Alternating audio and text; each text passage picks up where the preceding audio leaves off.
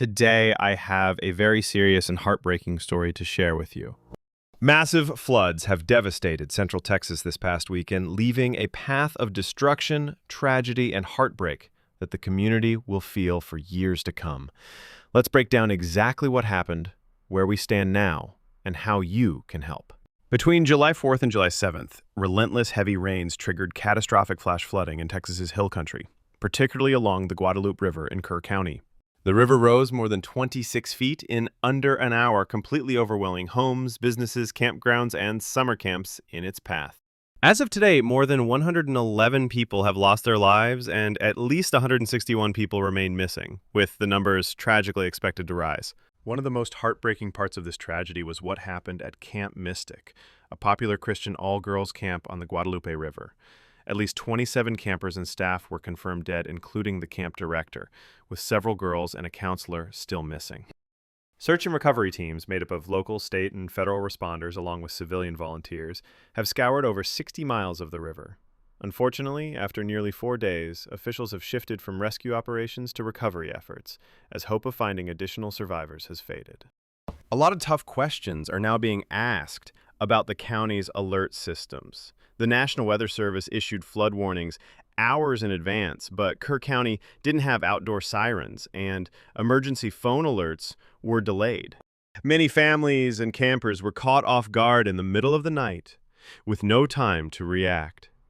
To make matters worse, even though the heavy rains have slowed, the ground is still saturated, meaning even light showers could cause new flash flooding.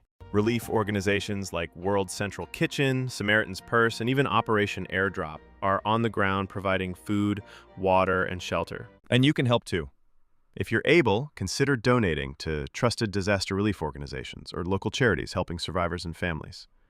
I'll leave links to a few reputable groups in the description below. This is a heartbreaking moment for Texas, and it's a reminder of how quickly life can change. Please, keep these families and communities in your thoughts and prayers. And if you're watching from the affected areas, stay safe, stay connected, and look out for one another. Thank you for watching. If you found this video informative, give it a like and consider subscribing for more coverage and important updates like this one. What do all the reindeer do? Her dad posting this video of her solo at a Christmas pageant, asking prayers for a miracle. You can see the flood's devastating toll on this century-old all-girls camp in these images. Look at how high the water came into the cabin. The floodwaters tossing muddy mattresses from bunk beds. This pink trunk with the name L flipped on its side. A stuffed animal left behind. A camp nurse posting this haunting video of some of the little girls singing as they evacuated. The Lord above has come to me. The 4th of July holiday brought many families to the cabins that dot the river's edge. We don't know everybody who was here, so we don't know everybody who's missing. Could be even worse, you're saying? Yeah, it will be worse because we don't know everybody who's missing. Joe Herring Jr. is the mayor of Kerrville. Took me completely by surprise. I'm sad to say I didn't know. If there was any way on God's green earth that we could have warned people, we would have done it, but we did not know. 13-year-old Blair Harbor and 11-year-old sister Brooke were there spending the holiday in a cabin with their parents and grandparents. Their bodies were found 15 miles down the river, together. Their school wrote a, quote, powerful symbol of their lasting bond.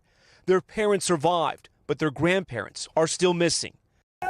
Amid the heartbreaking loss of life, there are also remarkable stories of survival.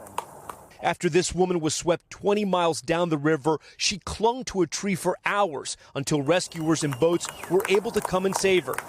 In Hunt, Texas, Diana Smith says she woke up to find her house surrounded by water. Open the front door and it sweeps both my dogs different directions, and I'm panicking, thinking, now what the hell am I going to do? She says she called 911, but no one came. I said a prayer when I was standing on my porch. Both my parents are deceased, and I said, Mom, Dad, God, help. She managed to jump into a kayak with her dogs, paddling to safety. 11-year-old Kaylin Kubina was at Camp La Junta, 6 miles from Camp Mystic. We looked outside and we just saw like an ocean out there. It's just like completely destroying everything.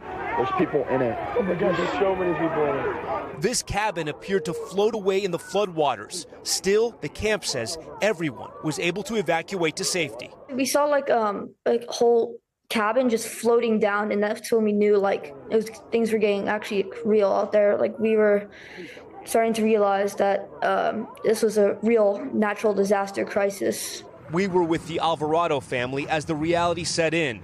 Their 2 daughters were in this RV when the river surrounded them. These are the images of what they saw outside of their windows. We couldn't see through the water, but we could see the currents moving, and it just kept going. Like there was no end to it. Their dad came to their rescue along with a neighbor, pulling the girls to safety. Brooke, the oldest of the 2, looking down at the river and realizing how some girls just like her weren't as lucky. When you guys heard about all the people that didn't make it, I mean, what was that like? I mean, to know that like you were right here. It hurt. I'm sorry. It just sucks that a lot of people just lost their lives, but it's really good to hear about the people that are getting out and stuff. Stay safe out there.